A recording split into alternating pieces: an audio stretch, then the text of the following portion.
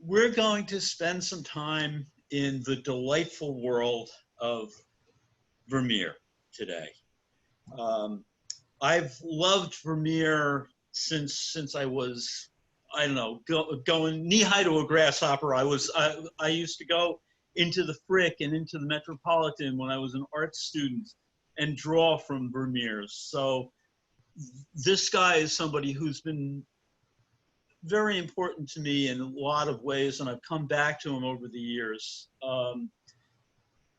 The tranquility and beauty that's embodied in these paintings is something that is a remarkable achievement, and really separates him out from many of the people who were contemporary artists at the time. We don't know a lot about him. In truth, you know, I've done a lot of study at this point, so there are records that have been unearthed about him, but we have no letters, we have no drawings from the preparatory drawings from his paintings. What comes down to us are 34 really beautiful gems that we know of. There are two that are out there that are questionable. They may be his paintings, they may not, we don't know, and the jury's still out on those. Supposedly in his lifetime, he produced between 50 and 60 paintings, and only 34 of those come down to us. He, when he died, his work went into obscurity. He was fairly well known during his lifetime. He was well respected by the local art community in Delft. And the context of Vermeer's work, I mean, basically he was living in the golden age of Dutch art. Really, they kind of epitomized the golden age as 1575 to approximately 1673. And I'll go more into that later, but you know, this is the time of Rembrandt and Frans Hals and many really great Dutch painters.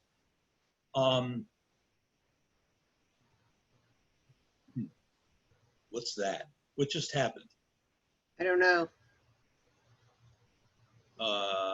Okay.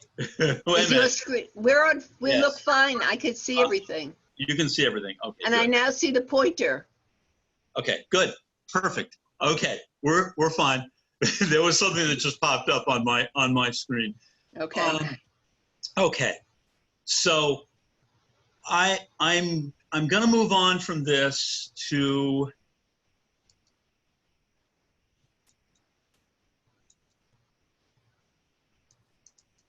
the next slide, if I can get it to go.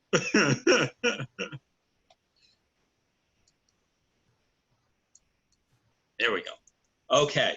So what we're seeing here are two of his early paintings. Vermeer married in 1653. He was approximately, 21, 22 years old at that time.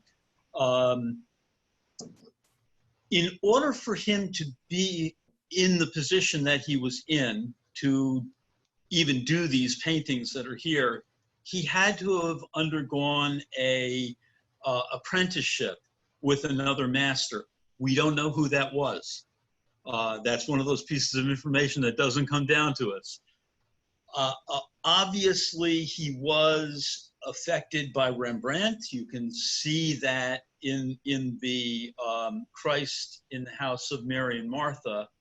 But also this one on the left is in keeping with a lot of the genre paintings that were going on at the time. The golden age of Dutch painting coincided with the golden age of the Netherlands as a wealthy power. During that time, merchants were very, very rich. There were over 5 million paintings that were produced by artists and bought by the merchant class at that time. So they were not just catering to churches any longer. There were actual a wealthy merchant class that wanted paintings.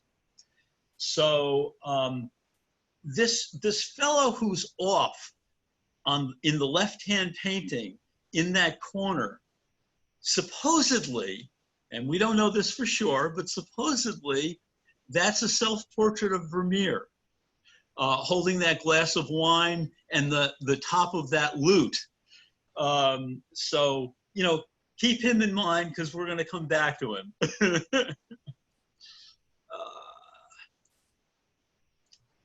So this gives you some idea of the genre. Off to the left, this Jan Steen painting gives you some idea of the kind of debauchery that a lot of these guys painted. And then again, the Mace painting in the center on the theme of the idle servant, you can see the relationship between what was going on in the art world and Vermeer's awareness of it.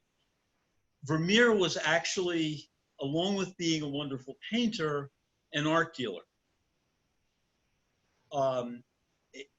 So he dealt art. I'm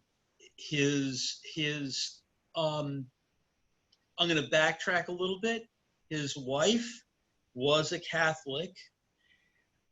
He was Protestant, and the mother-in-law was not happy with the daughter's choice at the time of marrying somebody who was outside the faith. So he converted to Catholicism in order to marry her. And he won over his mother-in-law's love, actually. She really came to depend on him. And they all lived in one big house together. So these images that you're seeing here, this maid servant asleep, there actually is a detail in it. Let me see if I can get to the details, of a little glass of wine that, let's see. And You just had it when you went on to. I got the zoom. I got the zoom. Okay. All right. So you can see right in here, there's a glass of wine, barely visible, but it's right in here. And so, you know, this is a theme that was going on with a lot of painters at that time.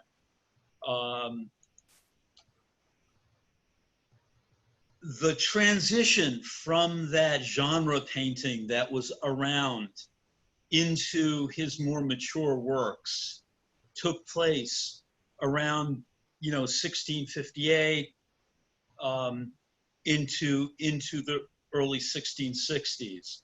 And you can see on the left, it's still got that kind of bawdy edge of things, but you can see on the right the beginnings of the mature work of Vermeer and the kind of tranquility and inner life that he would come to paint and we come to know him for. This stillness and bathing of the interior with this beautiful, tranquil light.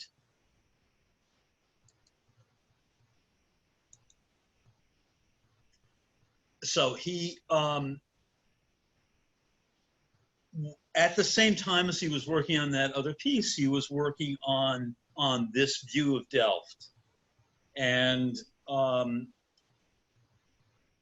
there are areas in this where there's these tiles on these roofs over here that have a texture, a granular texture to them. He mixed in sand in with the paint.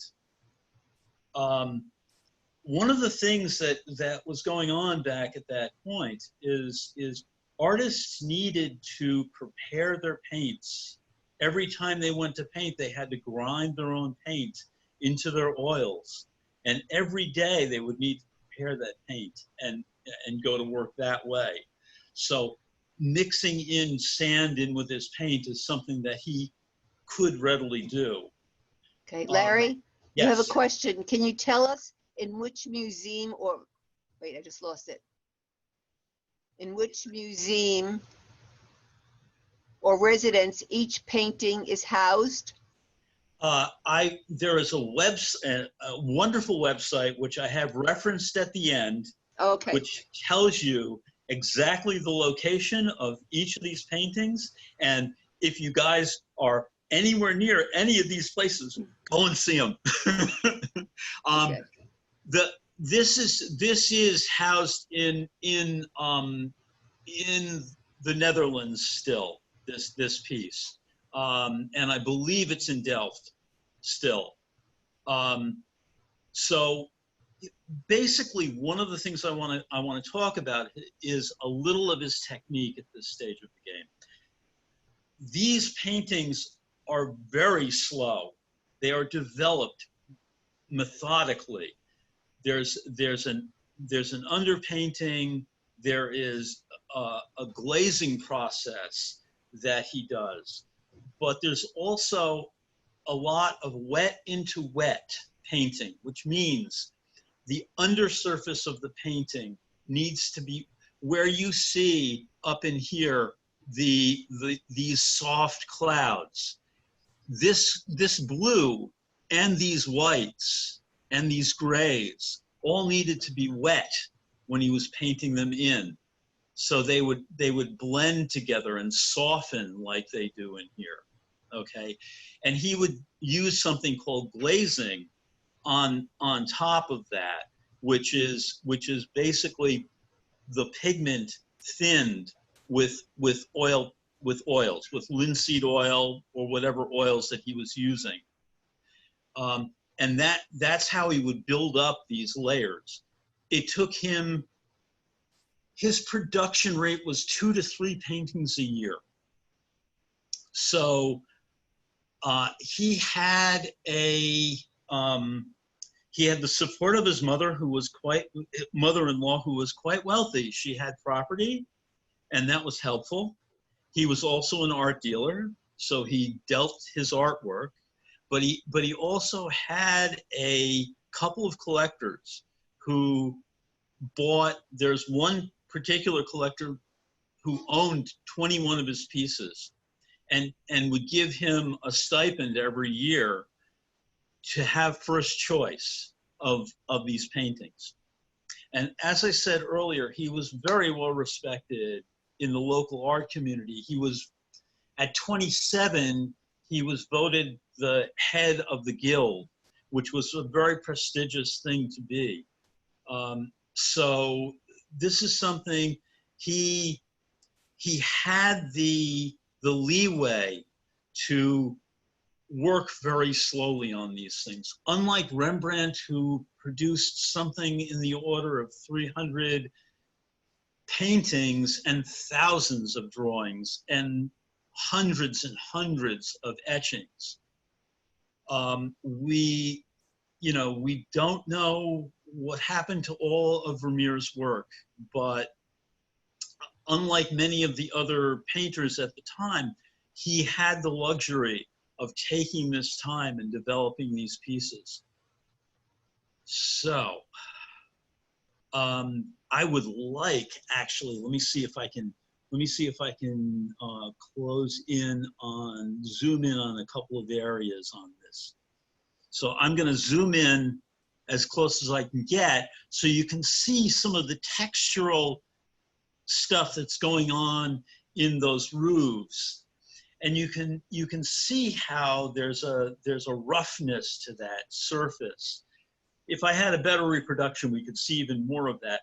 It appears like he painted in the brick and mortar in each one of those buildings, but it really is about the texture.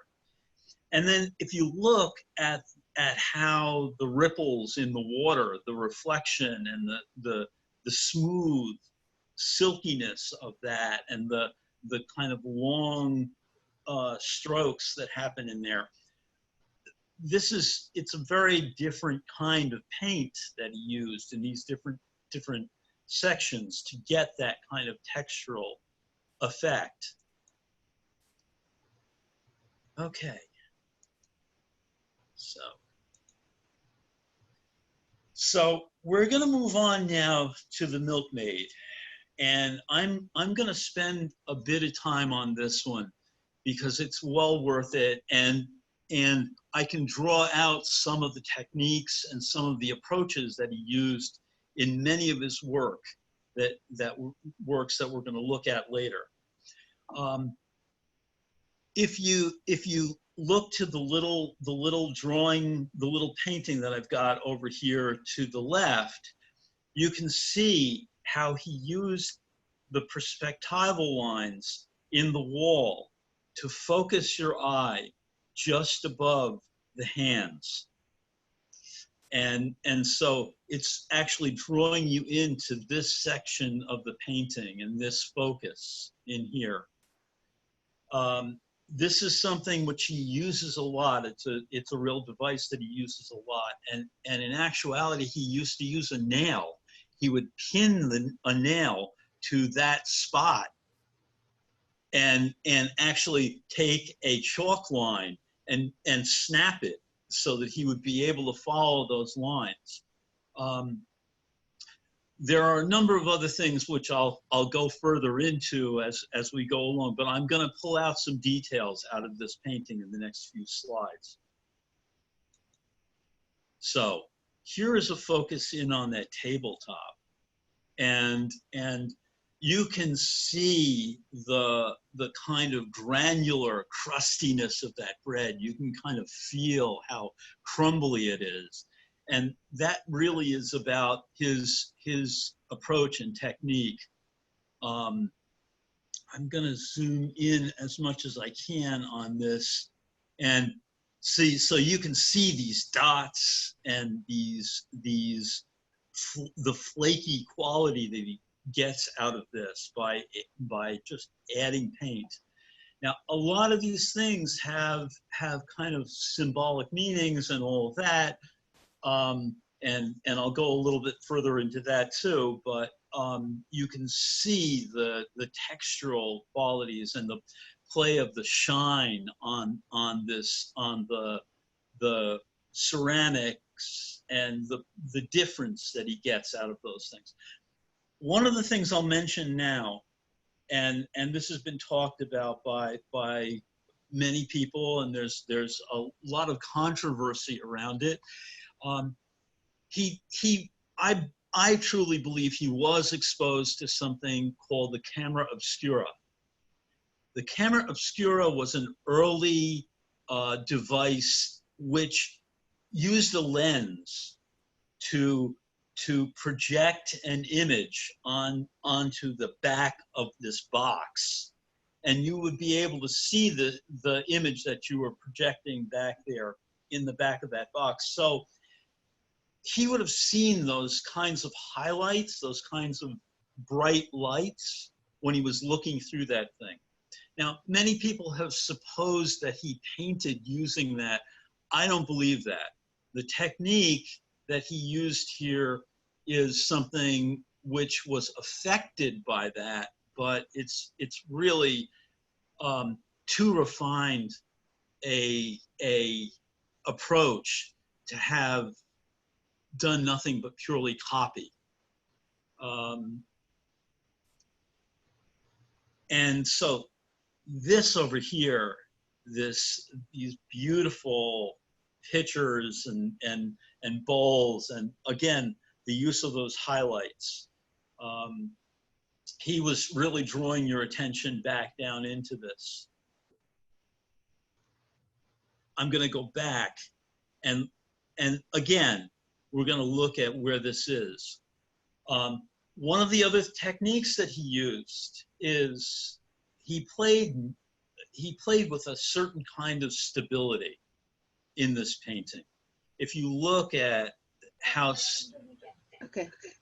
sturdy she is, you know, that dress looks like columns holding her up. You know, those arms are so strong and stable. And, you know, the idea of this milkmaid pouring milk, you know, this whole notion of nurturing, of this kind of focus that's happening with her too. I mean, she is really focused on what she's doing in this preparation of the meal. If you also notice that she's got those green sleeves, and so there's something that is about this muted complementary colors that are happening here. The green is a complementary color to red, and the red in the jug and the red in the pant and in the dress all thrust forward, and the green kind of recedes. It's kind of a warm and cool thing where cool colors tend to recede, warm colors come forward. So the jug is drawn forward because of that red. Hey, Larry? Yes. Somebody asked, was that the typical body type of women then? Yeah, they were pretty sturdy. And yeah, I would say that's not out of keeping. Let's see.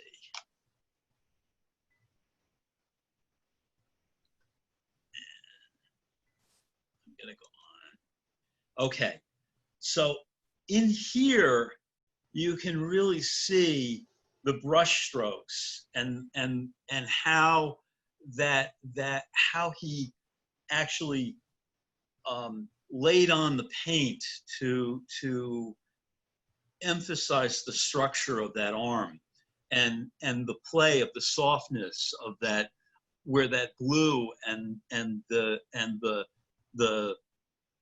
yellow pink of the arm meet. You can also see a close-up over here of those encrustations in the bread and all that. Next. All right. So the detail in many of these pieces is really remarkable. I mean, you know, the broken window pane up there, and there's a nail in the wall up here, and he actually painted the shadow onto the wall. If you saw the whole thing, you would see that there's cracks in the wall, there are marks, there are shadows, there are many things that are going on there. And in fact,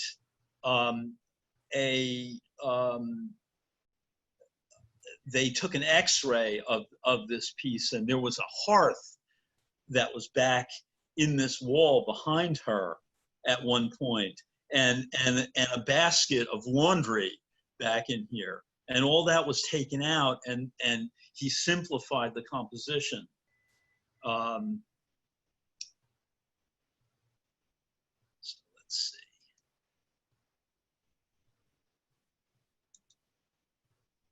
Okay, so down here we have this box that was used for warming feet. There were coals that were put inside of that, and you know, it was kind of cool back then and drafty and all that. So women used to put their feet on this to warm them. And this is again back to a little touch of that bawdy stuff. If you notice down here in that tile, it's actually Cupid, and on this other side there's an old man with a long stick. And one of the things that they would have been aware of back in that time is often, you know, yeah, those boxes were used to warm feet, but if the women slid it underneath their skirt, they would warm more than just their feet. All right, I'll move on.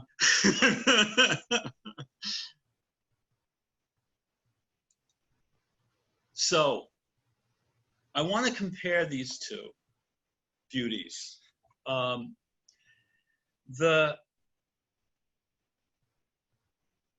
The quality of this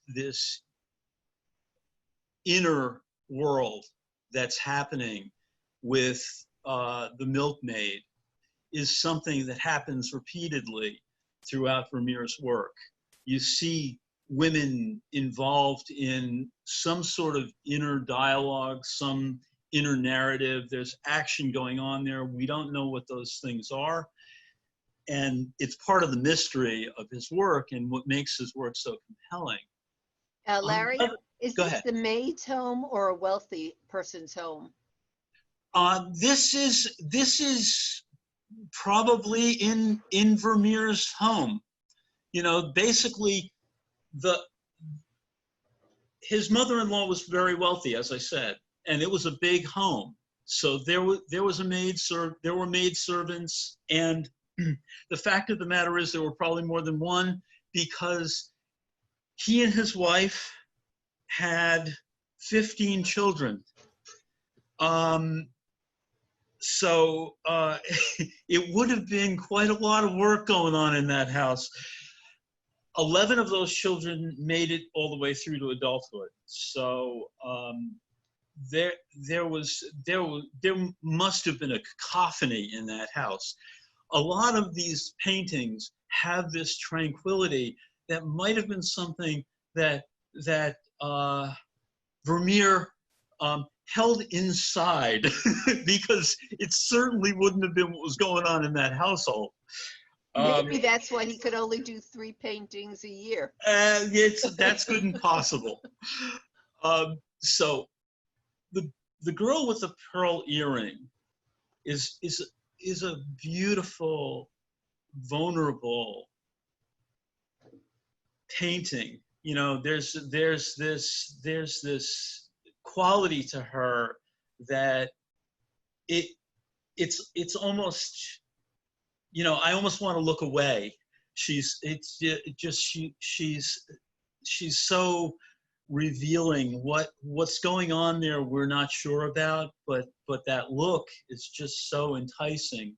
And you know, Vermeer lovingly painted this painting. I mean, you know, it took him 2 years. We don't know if it's one of his daughters, if it's an unknown model. We have no idea. And it is part of the beauty of the piece that she encounters us. She's looking to us. You know, it's unlike the Mona Lisa, who is more Sphinx-like. She's often in the distance, and you don't know what's going on inside her mind. This one, we want to know. You know, she's engaging us. And as a painter, you know, this is part of Vermeer's task. Now, again, imagine this took 2 years to paint. So that freshness and that instant, that moment in this painting was developed over all of that time. So you can just imagine what kind of an inner development it took for him to get to this point and to hold that vitality in Larry, the piece. Yes. another question. Sure. From May. These 2 paintings show women wearing the same type of fabric. Is that indicative of the time? Milkmaids seems like a rougher fabric. However, the girl seems more silky, but the color dyes are so similar. Is it his taste of local reference or? Well, okay. His taste of local reference? The milkmaid headdress is pretty common. You'll see it in other pieces that's rather common. The girl with the pearl gets a little bit more exotic. This is almost like a turban that she's wearing. So it's one of the things that actually kind of takes her out of time and space and places her almost into a place where it's hard to know where she is, what time she's in. Now, one of the things about all these fabrics, the interesting part is Vermeer's father was a fabric dealer. He actually dealt in silk and other cloth at a certain point, and then became a tavern owner. And at that time, tavern owners were also art dealers. They had art in their taverns, so they used to sell art. This is one of the places early on where Vermeer would have been exposed to that, but he also would have been exposed to a lot of different types of fabric and materials.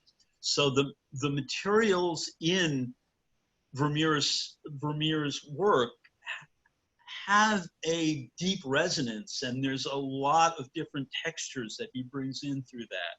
So that was an interesting question and a good one to bring up at this point. So I'm gonna move on. And again, the downward glance, the inner space of the milkmaid, and the engagement that's in the girl with the pearl earring is just so, and it's enticing. It's hard to see in this reproduction because it was obviously from a book, so you see all these textures in there, but the details that are in there, those dots, those moistening dots that are in the lips, on the corner of her mouth and in her eyes. There's actually a little turquoise in those dots that are in the eyes. You can't really see it here, but that it's there. The use of those kinds of details. Now, again, he edits a lot. These are not really highly polished paintings in some ways. I mean, you don't even see the bridge of her nose. It vanishes in light. It's one of the things which the Impressionists came to love and value so much about Vermeer. And again, I'm gonna backtrack again. Vermeer went into total obscurity after his death. His works were sold at auction for a fraction of what they came to be worth later, and a fraction of what they were worth when he was alive. And it was a tragic end for him. Basically, in 1673, there was a war that took place, and the Netherlands. Actually, it was, I think, 1671 when the actual war started, and there was actually a total crash in the market. So the art market was dead.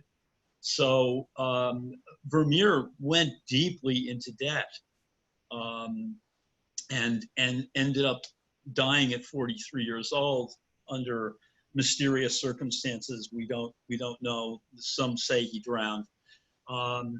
They did open up the floodgates on the dikes to keep the French at bay, and that decimated the economy. So what happened was his work was rediscovered in the 1880s, and the Impressionists just fell madly in love. They made pilgrimages to see his work in Dutch museums and collections.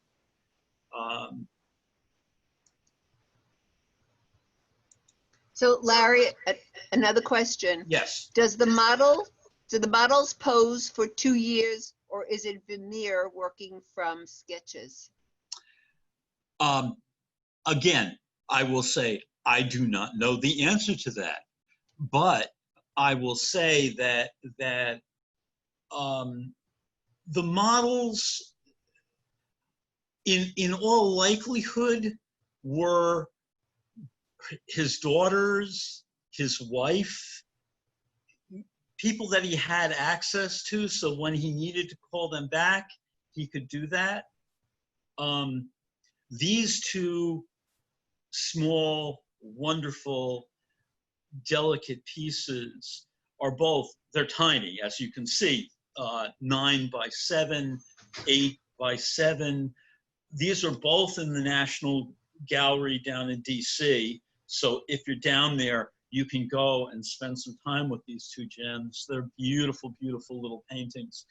And the truth of the matter is, I personally think that it was a combination of having the sitters come back at times, but much of this would have been done without them there. I mean, of course, the tapestries and the cloth paintings and the finials on the chair, which we see in here and in here. These are things which he could do without the model, so he would do that. And again, something else that I'm going to draw your attention to. I spoke about it earlier, and hopefully this is not too crazy a thing to bring up, but the use of complementary colors in these pieces, the red hat, this blue-green back here, the green that's in her forehead, and the red in her cheeks, these things add a kind of tension to the paintings. They draw your attention, they activate it. And these are things that he would have really consciously done in all of this.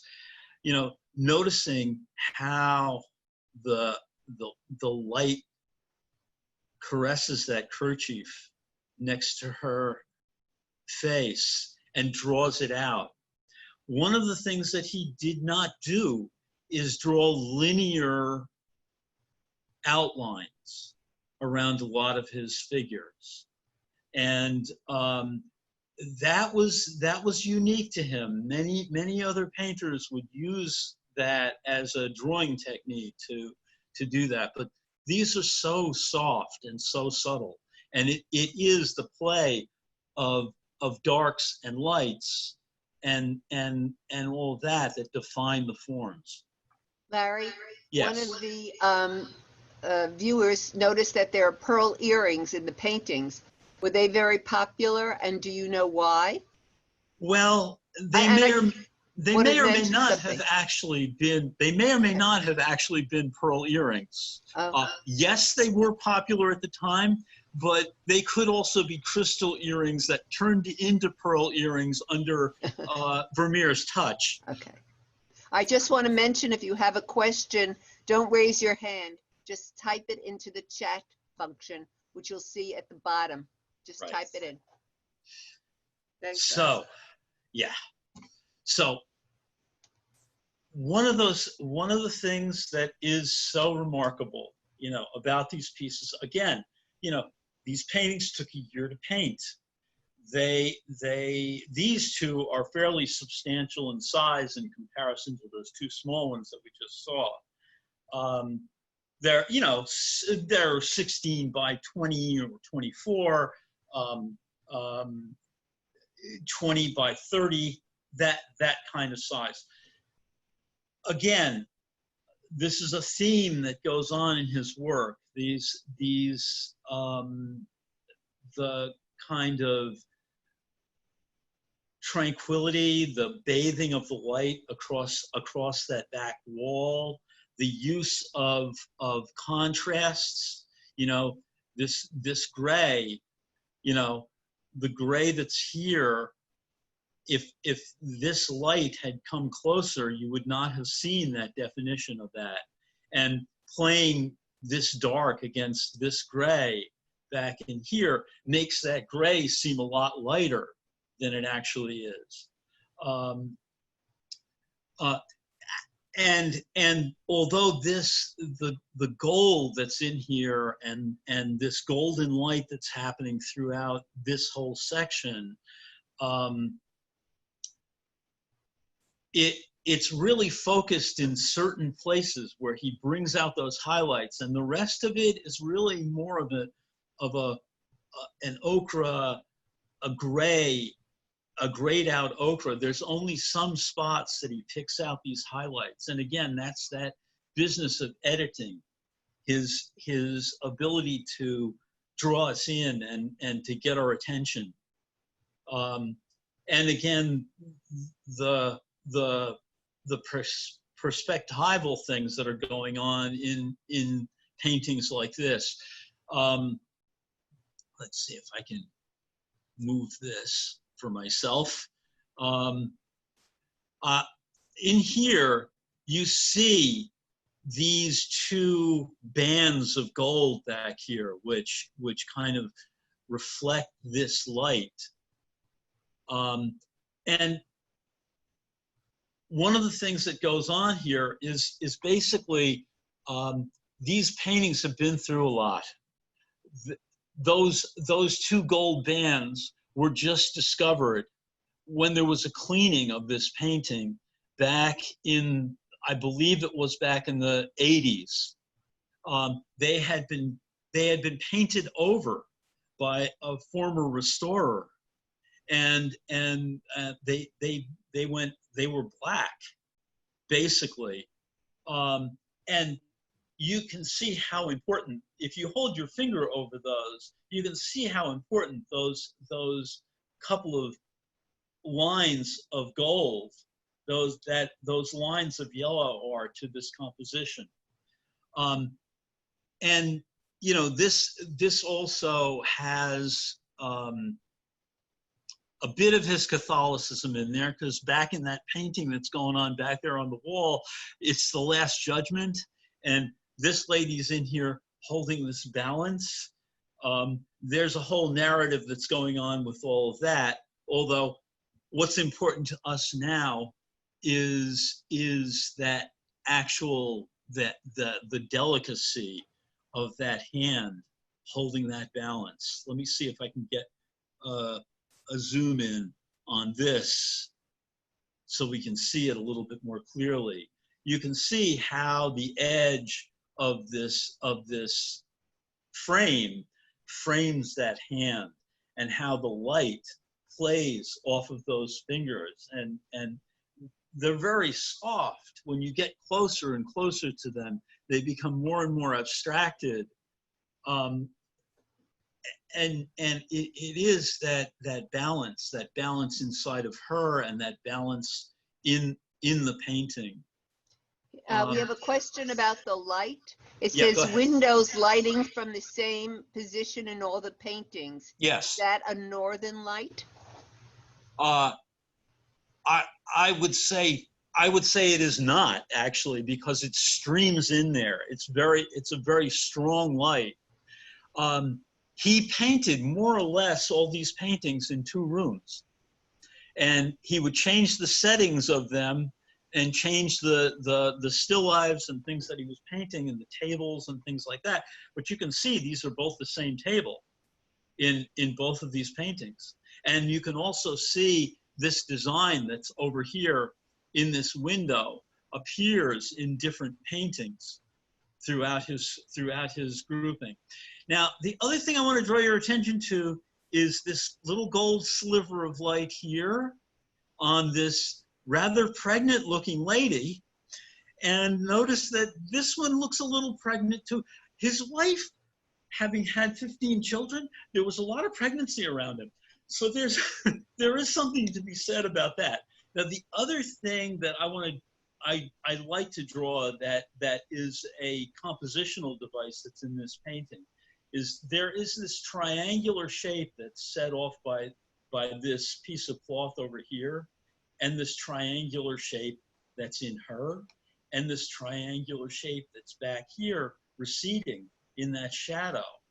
And there's a play that's going on between those shapes. That large shape, this large triangle in the foreground, this medium-sized triangle here, and this smaller one over here. And it really kind of moves your eye through that painting. The other thing that is really delightful is these blank walls that are behind these sitters is anything but blank. The subtlety of the grays and nuance that's taking place in those things is something that we can't see very well in these reproductions, but if you ever get the chance to see an actual Vermeer, you might want to spend some time looking at that. Larry, we have another question. Okay. I'm not sure about it, but it says the Allegory of Faith at the Met. Is that a show? The Allegory of Faith? Considered a failure? Oh. Point to something, and she wants to know why. Well, personally, it's not my favorite painting. It actually does fit into the Catholicism of Vermeer, and it is something which he wanted to play out. I wouldn't call it a failure. I would call it a thing which does not attract us at this time as contemporary viewers of his work. The religious aspects of these things is the least interesting thing to me. I think the quality of light, the engagement with the sitter, the psychological inner narrative that's happening inside of each of these paintings, that is the thing which, as a contemporary viewer, as someone who's living now, I'm intrigued by. I find that very attractive. I wouldn't call that big piece that's at the Met a failure. I would call it a lapse into a genre that I'm not that interested in at this point. Now, again, another really intriguing theme that went on throughout his work is music. And you know, how it played out in his work. You know, Shakespeare was around at that time. If music be the food of love, play on. These pieces, again, you know, young woman interrupted at her music. Now, is it this guy who's interrupting her, or is it us looking in on this scene that are interrupting whatever it is that's going on between the two of them? That's a whole other conversation. And I'll leave that to you to figure out. Again, there's a lot of perspectival things going on in here where he's drawing our attention into it. The use of these chairs as place setters in the space is something which is important. It actually guides the eye and keeps us involved in what's going on at that table.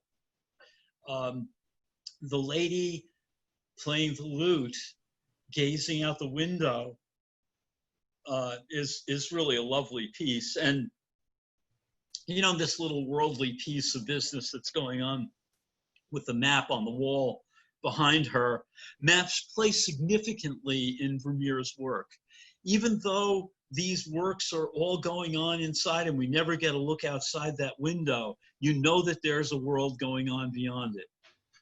And you know, this particular piece I'm very fond of, and it is, I believe it's at the, this is I believe at the Frick, this piece. And it's a wonderful, wonderful piece. It's a very intimate piece, and we're not included in this. We're kind of voyeuristically looking on and kind of listening to the notes. Larry? Okay. Yes.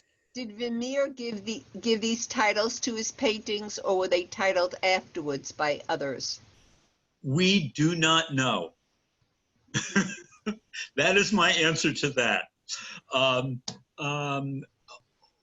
One would assume that the paintings were named, and the collector who collected 21 of his pieces certainly would have named them in his inventory. But do we know if Vermeer named them that? No, we don't know that. Though I would like to think that he did. Okay, so another big theme in his work is the letter. And either writing letters, reading letters, receiving letters, it's a theme that happens over and over again in these pieces.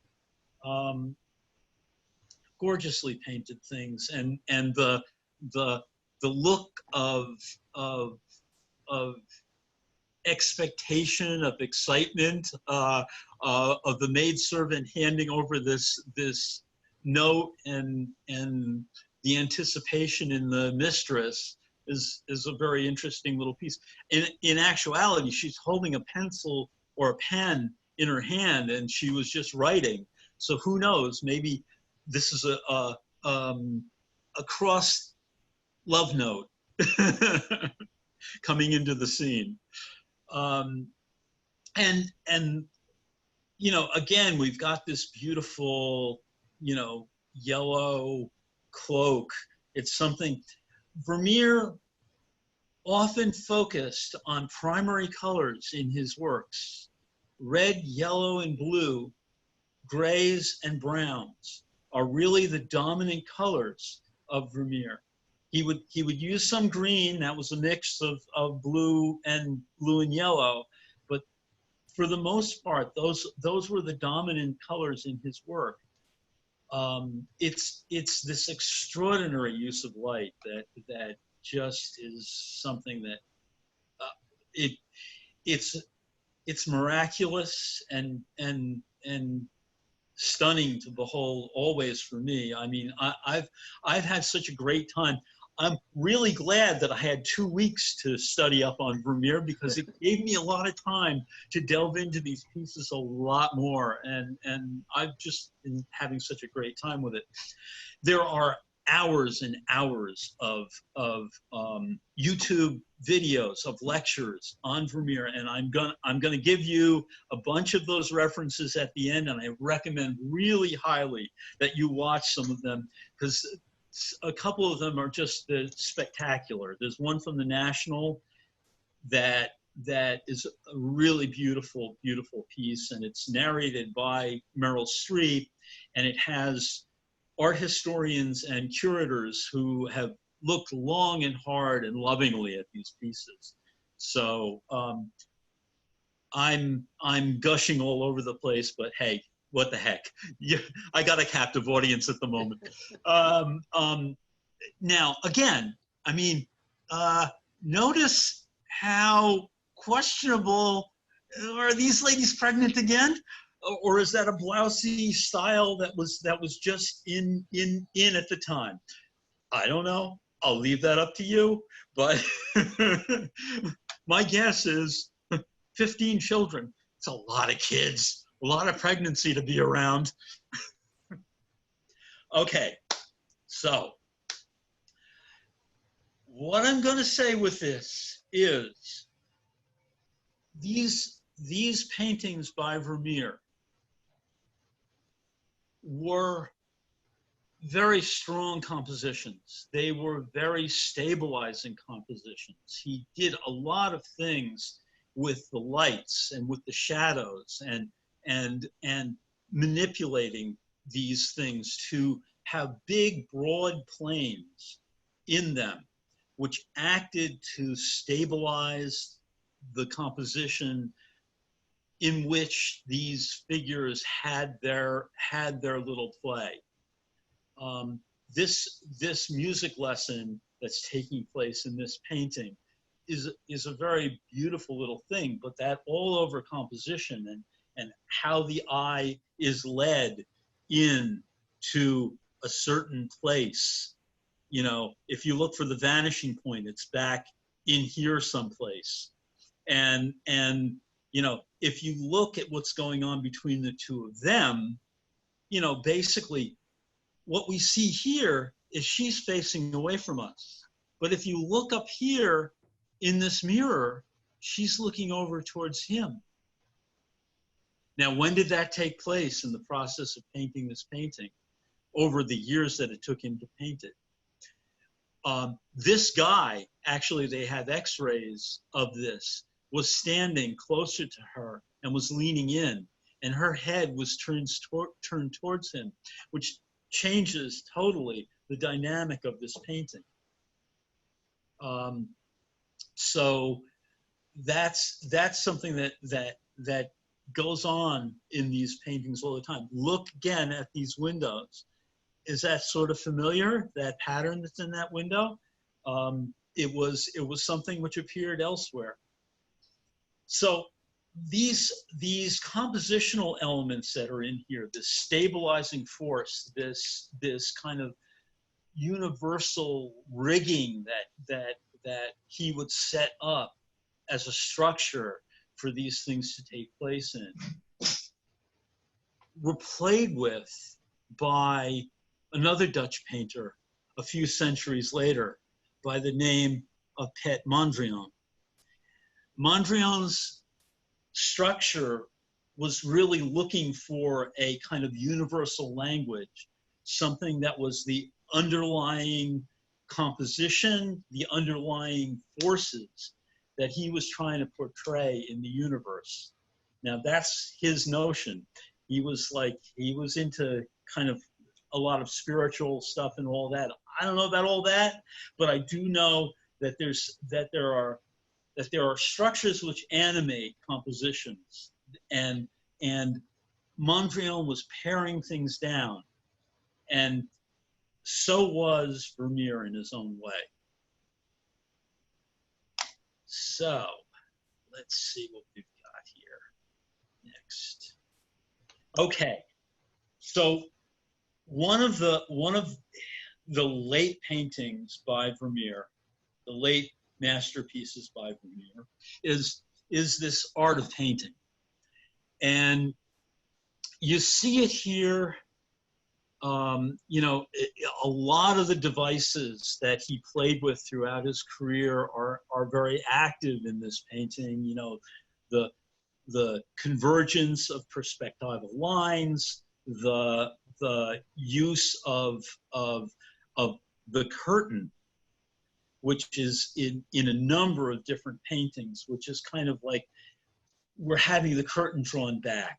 We're being allowed onto the stage. We're being allowed to see what's going on in this inner world. Now, she is kind of wearing the laurel leaves. You know, she's this symbol of culture, of holding this book and holding the instrument. So it's really kind of the arts that are being celebrated, the arts and science, actually, because if you look back here, there's geography that's come into play. If you look, you know, again, I'm going to go back to, he was not just following a photograph. This was not photography. He made a lot of choices. If you look, actually, I'm going to pull up the detail, zoom in on this section. If you look right here, he's painting those laurel leaves. He's starting with the laurel leaves. The figure's not in there. Nothing else is in there. He's starting with the laurel leaves. He's starting with that passing on of knowledge, that worship of that. pursuit of understanding. And if you look at his easel, the leg of the easel goes up here, and the other leg of the easel comes down here. And where is it? Down in here. It disappears. You can't see where that thing comes down. In here, it's not there. So it's not just the use of the camera obscura. A lot's been made of that. Well, he was not just some dumb photographer. Not that photographers are dumb, as Dorothea Lange would attest, but he was not just following what was seen.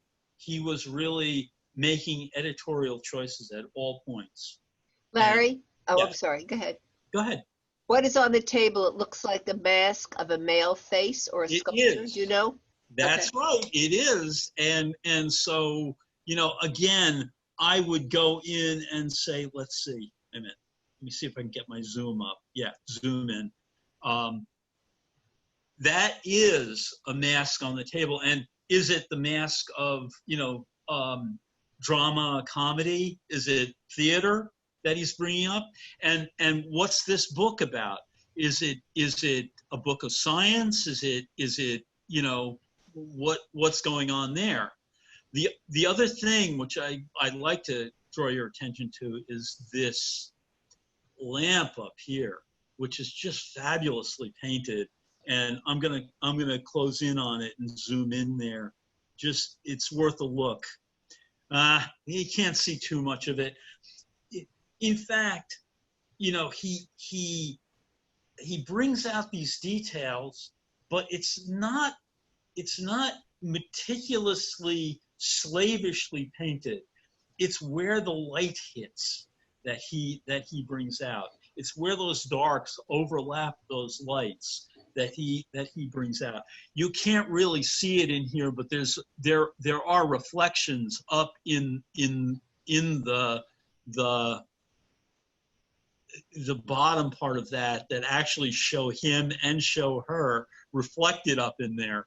But hey, that's a whole other ballgame. Now, remember I mentioned keep this guy in mind. Look at the little suit that he's wearing in this thing. This is again a cue that says, hey, maybe that is Vermeer, because if you look at what Vermeer is wearing, or the artist, quote unquote, is wearing in this painting, it's a very, very similar little outfit. And you don't see that happening elsewhere. There are a couple of other paintings that he did of men. He did a geographer and he did a astronomer. And both of those do not have that kind of frilly special costume in it or anything like that. So I'm going to say, I haven't heard any other curators say this, but I'm going to say it. I think this is the same guy. We'll go for it. Yeah, go for it. What the heck? And so here we are. Basically, this is the reference material. This one right here is a wonderful documentary that was done that actually celebrates the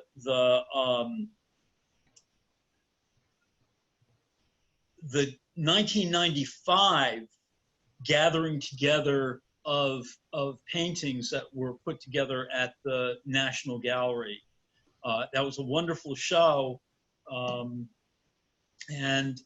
one of the things that I'll also say is we in the New York area have the benefit of 8 Vermeers, 3 in the Frick collection and 5 in the Metropolitan. There is one also in a private collection. I don't know where that is, and we don't get to see that one. But we can get to go and spend time with these paintings, and that's a really wonderful thing to have. You know, I went to that 1995 show. It was spectacular, but there were very few of those paintings that I could spend the kind of quality time with, because it was a throng of people. And when you're trying to look at these tiny, beautiful paintings in that hustle of people, it's a little like Vermeer trying to paint these gorgeous things with 15 kids in the house. I don't know. I couldn't get into it. I prefer the experience of that beautiful picture in the Metropolitan, or getting to spend time with that lovely lute player at the Frick. So if there are any questions, I would be more than happy to answer them at this point. People were interested in these links, and this is what we have to say if you want it. We're not going to put them on the email. What you could do is, this is archived, this entire presentation. So you could go on our website and just flick to the bottom, go to the very end of it, and then you could copy it down, which is the only thing I could think to do. Right. Larry, can you think of any other way to get these websites out? No, but next week maybe we can do some kind of PDF or something like that, and Okay. and somehow, you know, work that on the website. Maybe we Okay. can leave it up on the website somehow or other. This one down here, Essential Vermeer, is a great website. It has all the listings of every place where a Vermeer is. It has great detail, great links, goes a lot further into his technique, has everything that a Vermeer groupie would want to see. And believe me, when I started delving into this thing, I'm like, oh my God, these people are crazy. There are people that follow Vermeer all over the world, and I can understand it, but I had no idea that it was out there. I dropped down a different bunny hole when I opened this one up. One of the reasons why I wanted to go here is, you know, basically with all of the turmoil that we are experiencing at this point, being in a world with this kind of tranquility is something that I think we could all use a bit more of.